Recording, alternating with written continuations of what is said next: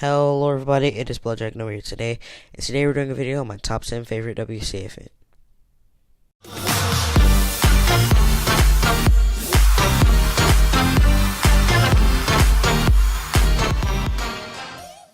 So, it's been a while since I've uploaded, but I am going to start again. I made the original version of this video a year ago, and my opinions on some WCA events have changed, plus I have added 2 different WCA events over the past year. So, let's see how my list has changed. I know 11 out of the 18 WCA events, and that means one of them is going to be excluded. That one is going to be OH. OH just isn't that entertaining to me, and it's fairly boring, and that's why it really didn't make the list.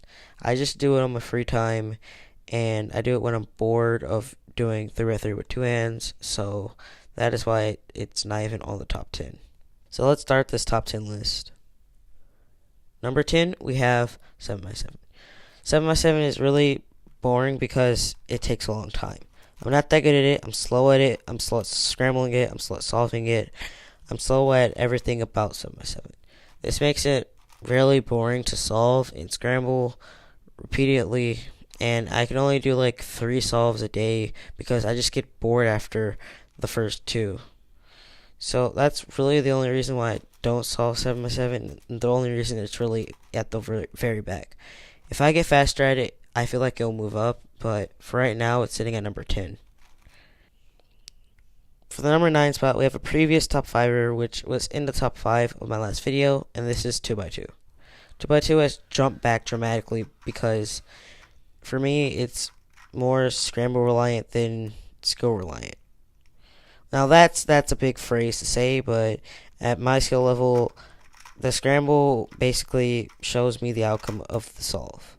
So if I get a good scramble that has an easy first layer to make and a easy to see and predict outcome for last layer, then I'm going to get a very fast single on it. But if it's a tricky first layer, which makes it harder for me to see the last layer, then I'm going to get a bad single on it. That's basically how 2x2 is for me, and it makes it very boring and uninteresting unless I get a bunch of good scrambles in a row. Now, for the number 8 spot, we have 5x5. Now, 5x5 is just, for me, not that fun of an event, and it never really was too fun of an event. It's just, I don't really like the center creating on 5x5. I feel like I mainly just get, you have to pair up 1x2 blocks, or you get a T case. That's the 2 main ones that I get most of the time, and it makes building centers very boring. Also, the pairing of 3 different pieces to create an edge is fun, but for me, it just isn't that different. It just doesn't give me excitement, and I just don't like solving 5x5 because it just isn't that interesting of a puzzle to me. And that's why it is in the number 8 spot, and I don't feel like it will move it forward anymore, and I only feel like it could potentially move back more. For the number 7 spot, we have Square One. This one was previously in the number 10 spot when I made the video a year ago. Well, as I stated in my old video, that was mainly because of hardware. Now that I have the X-Men Volt, it made Square One way more enjoyable. I don't have pops that continuously happen every time I try and solve, and it allowed me to get way better at the cube. I'm still improving and learning on Square One, and I feel like it will continue to move forward on the list. But for right now, it's sitting at the number 7 spot, and I like the turning of it. I like how it's different than your cubic event where you turn sides. You can turn it in half. I like how it shape shifts.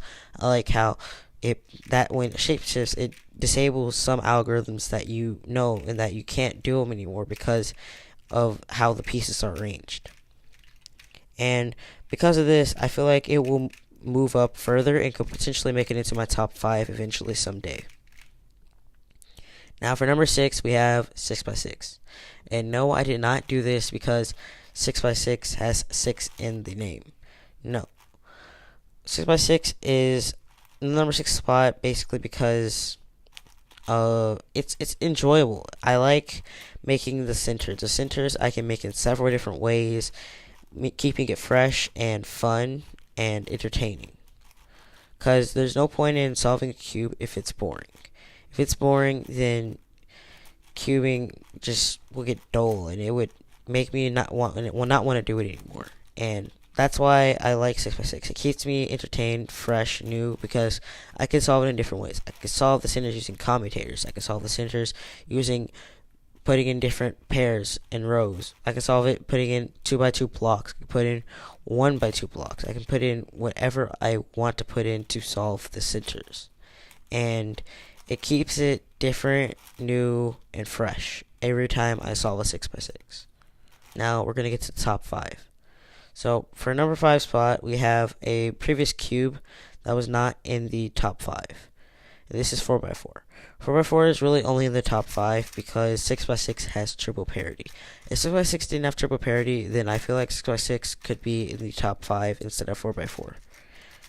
As I do like to solve it more often, mainly because it's just more interesting to me. 4x4 has some good sides to it too, though. The centers are easy to look ahead and see, and easy to create.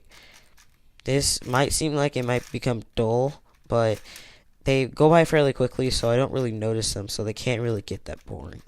I know several different ways to solve a 4x4, and this keeps it fresh and entertaining. The methods such as the cage method, you have your free slice, you have Yao, you have so many different ways that you could solve a 4x4. Combine that with the different ways that you can solve a 3x3 at the end, meaning for a not super long but not super short solve with several different ways and outcomes to solve it with.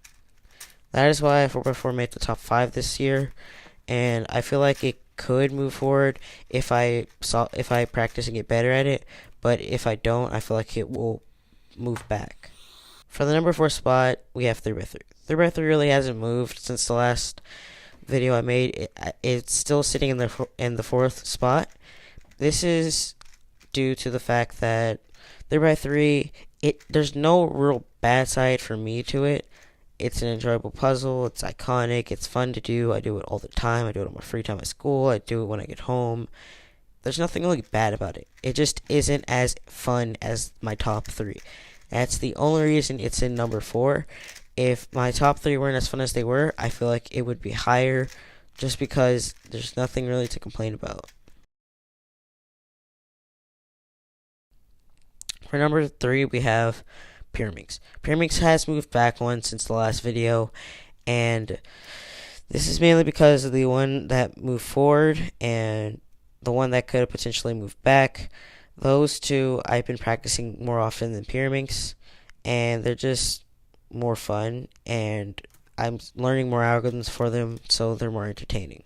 Pyraminx is fun because I can use commutators to solve it, or I could just solve it in a normal method, such as bottom first, which would be V first, like L4E, layer by layer, beginner's method, and then I'm still learning top first methods, and I feel like Pyraminx has many different outcomes and possibilities to solve it with, and by learning different ways to solve it, you can choose which method you want to do depending on how good the solve is for that method. That makes Pyraminx seem different. It makes it to where you're not just relying on your fastest method of solving. You're relying on what scramble is given to you. That affects what method you use, instead of the method affecting how good your scramble is. For example, for 3x3, you may get a scramble that's good for roux, but you solve CFOP. Well, that makes that scramble bad for you, but good for a roux user. See, with Pyraminx, you don't really have that issue, because most people that are fast at it, they're faster at it, they use several different methods, and they look at the scramble, and then they choose a method. And the fact that I want to do that, and that's why I'm learning as many methods as possible for Pyraminx, that makes it really fun and refreshing each time you get to scramble. Now, we have our top 2, and you guys can probably guess what's at number 1, so you guys probably already know what's at number 2. Number 2 is Megeminx. Megeminx is a fairly interesting puzzle. You could say it's just 3x3 with an extra F2L, which it is, but the possibilities for solving it are way different. You could solve S2L in several different ways. You could solve your F2L beginner's method, or you could solve it one piece, then one pair, then one piece, then one pair. You could solve your top layer in several different ways. You could solve PLL before you do OLL. You could do a lot of things with Megeminx, and I'm learning as many algorithms as possible, and it just is a fun puzzle. Learning all these algorithms may seem like a hassle, but for me, for Megeminx, it's fun. It makes the solves go by faster. It makes me get faster. I've dropped 20 seconds on Megeminx, and I keep on dropping time. And the more time I drop, the more enjoyable Megeminx becomes. And I feel like it could potentially overtake my #1 spot if I practice it enough. For #1, I have Skewb. Skewb is my #1 event for a very long time, mainly because I love doing sledges and hedges. I love how this puzzle is unique and different than others. It looks like your standard cubic puzzle, but then when you start to turn it, you see that it's much more and much different. Sledges and hedges are so satisfying to do because it has weird finger tricking, but it goes by really fast. It's really enjoyable to do, and I love the fact that I can just sledge to solve a Skewb. I don't have to rely on other algorithms to solve it. If I want to, I could just solve the first layer and then do sledges the rest of the way through. That is why Skewb is my #1 event, and will continue to be for a while. That is my top 10 WCA event video. Hope you guys enjoyed. I will be going back to editing in a while, but as high school is going on, and my clubs and events are meeting up more often, I won't have enough time to upload every weekend, but I will try and upload whenever I can. Hope you guys enjoyed this video. Remember to like, comment, and subscribe for more keeping videos. It's Project Nova signing off. Peace out.